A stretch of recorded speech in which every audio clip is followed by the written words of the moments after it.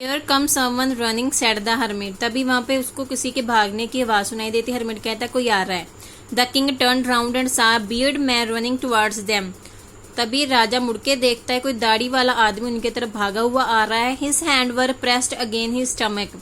उसके पेट में से ना ब्लड निकल रहा है और अपना पेट दबा के आ रहा होता है पकड़ के अपने हाथों से। From which blood was flowing, खून बह रहा होता है। When he reached the king, he fainted, बेहोश हो जाता है जब वो राजे के पास आता है। And fell to the ground, और ग्राउंड पे गिर जाता है। The king and the hermit removed the man's clothing and found a large wound in his stomach. King और हरमिट उसके कपड़े उतारते हैं और देखते हैं कि उसके पेट पे बहुत सारा जख्म होता है, बहुत बड़ा। द किंग वॉश्ड, राजा उसका जख्म वॉश करता है और कवर करता है, ढक देता है। The wound with his handkerchief, अपने रुमाल के साथ। But the blood would not stop flowing, but इससे भी खून बहना बंद नहीं होता है। द किंग ड्रेस्ड, पट्टी बांधता है। द वाउंड अगेन, दोबारा से दोबारा उसका जो जख्म है वो साफ करता रहता है। At last the bleeding stop, और अंत में ब्लीडिंग बंद हो जाती है। The man felt better and asked for something to drink, आदमी सही महसूस करता है और कुछ खाने पीने के लिए मांगता है। The king brought fresh water and gave to him, राजा उसके लिए ताजा पानी लेके आता है और उसको दे देता है पीने के लिए। By this time the sun had set and the air was cool, सूरज डूब चुका होता है, हवा ठंडी हो चुकी होती है। The king and the hermit carried the wounded man into the hut and led him on the bed. King और हर्मिट कैरिड होता है, लेके जाते हैं वाउंडेड जख्मी आदमी को हट में और उसको बेड पे लिटा देते हैं। The man closed his eyes and ले क्वाइट, आदमी अपनी आंखें बंद कर देता है, सो जाता है। The king was feeling tired, राजा भी थक चुका होता है जमीन खोद के। By the days digging he lay down, late जाता है ऑन द फ्लोर फर्श पे। एंड स्लेप्ट ऑल नाइट, सारा सोते हुए काट जाता है। व्हेन ही अवोक, जब वो जागता है, he saw the beard man looking at him, तो वो दाढ़ी वाला आदमी उसकी तरफ देख रहा होता है। Forgive me, said the beard man in a week voice, माफ कर दो मुझे, बियर्ड मैन धीमी सी कमजोर सी आवाज में बोलता है।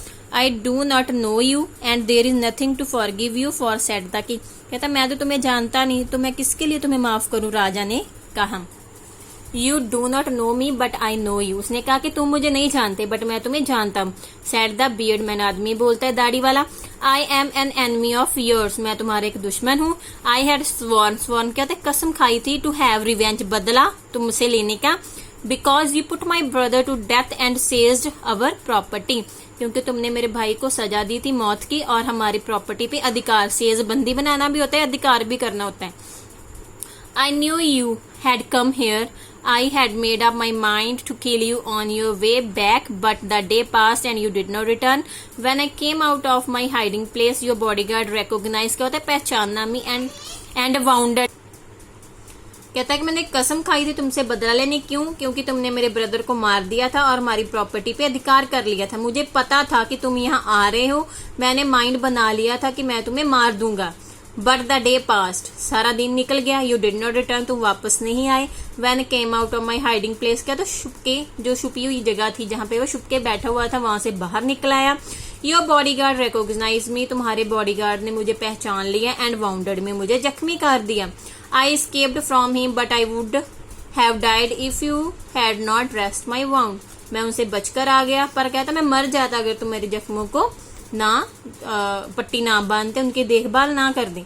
I wish to kill you, मेरी इच्छा थी मैं तुम्हें मार दूं। But you have saved my life, but तुमने मेरी लाइफ बचा दी। Now if I live I will serve you as your most faithful servant, please forgive, कहता अगर मैं जीऊंगा अब मैं तुम्हारे लिए सेवा करूंगा, तुम्हारा वफादार सर्वेंट बन के रहूंगा, प्लीज मुझे फॉरगिव कर दो, माफ कर दो।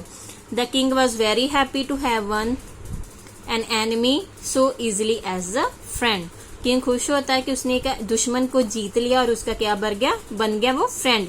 He forgave him and said that he would send his own doctor to look after him. He also promised to give him back his property. उसने उसको माफ कर दिया और प्रॉमिस किया कि वो उसके लिए एक डॉक्टर भेजेगा अपना खुद का, जो उसके जख्मों की देखभाल करेगा, और प्रॉमिस किया कि उसकी वो प्रॉपर्टी वापस कर देगा। Leaving the wounded man the king went out of the हट। उसको जख्मी आदमी को वहीं छोड़ के राजा बाहर हट के बाहर जाता है। He looked around for the hermit, और हर्मिट को ढूंढने लगता है इधर उधर। Before going back he wished once more to ask the hermit for answer to his question. The hermit was sowing seeds in the beds that has been dug the day before. उसकी इच्छा होती है कि जाने से पहले एक बार वो फिर उससे अपने आंसर पूछ ले। हर्मिट क्या कर रहा होता है, अपने बीज बो रहा होता है। बेड्स थे बेटा, बेड्स होते पंक्तियां, क्यारियां बनानी, पैलियों में बनती है ना फ्लावर बीजने के लिए, तो वो अब उनमें बीज बो रहा होता है। The king went up to the hermit and said, O wise hermit, for the last time I beg you to answer my question. कहता है कि ओ सियाने हर्मिट, मैं लास्ट टाइम तुम्हें मिन्नत करता हूँ कि मुझे प्लीज अपने क्वेश्चन के आंसर दे दो। योर क्वेश्चन है already been answer said the hermit. तो हर्मिट क्या आंसर देता है कि तुम्हारे क्वेश्चन के तो आंसर तुम्हें ऑलरेडी मिल चुके हैं। हैव बीन आंसर्ड, क्या तुमने उनके आंसर दे दिए। व्हाट डू यू मीन, इसका क्या मतलब हुआ। राजा बोलता है यस लुक हियर, इधर देखो। रिप्लाइड द हर्मिट, जवाब देता है hermit, if you had not helped me yesterday and had not dug these beds for me, you would have gone away. Then that man would have attacked you. Then you would have wished you had stayed here with me. So the most important time was when you were helping me and digging the beds for me. वो क्या आता है, इधर देखो। If you had not helped, अगर तुम मेरी help ना करते कल, तो and had not dug these beds for me, अगर तुम ये पंक्तियां ना मेरे लिए खोदते, तुमने वापस चले जाना था और इस आदमी ने तुम पे हमला कर देना था। Then you would have wished you had stay here with me, और तुम्हारी इच्छा थी तुम मेरे साथ यहाँ रह गए। तो ये इम्पोर्टेंट टाइम था जब तुमने मेरी हेल्प की और बेड्स पंक्तियां मेरे लिए खोदी। And I was the most important man at that time, और सबसे इम्पोर्टेंट आदमी मैं था तुम्हारे लिए उस time. To do me good was your most important business, और मेरे लिए अच्छा करना तुम्हारा सबसे इम्पोर्टेंट बिजनेस था। Later when that man came running to us, the most important time was when you were nursing him.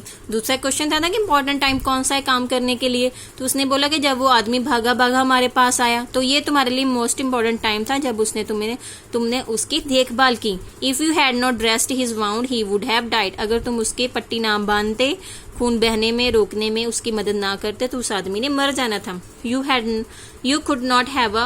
You could not have won him as a friend, और तुम उसको एक एज ए फ्रेंड जीत ना पाते। So he was the most important person at that time, और उस time में most important person तुम्हारे लिए वो था।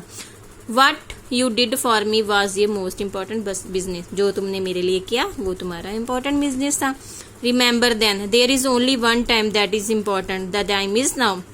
तो याद रखो, कहता है कि सबसे इम्पोर्टेंट टाइम कौन सा होता है, नाउ, अभी। जो काम आपके पास है वही कर लो, जो टाइम जिस टाइम पे करना है वही कर लो, वो इम्पोर्टेंट टाइम है। जो काम आपके सामने है वो इम्पोर्टेंट थिंग है आपके लिए करने के लिए।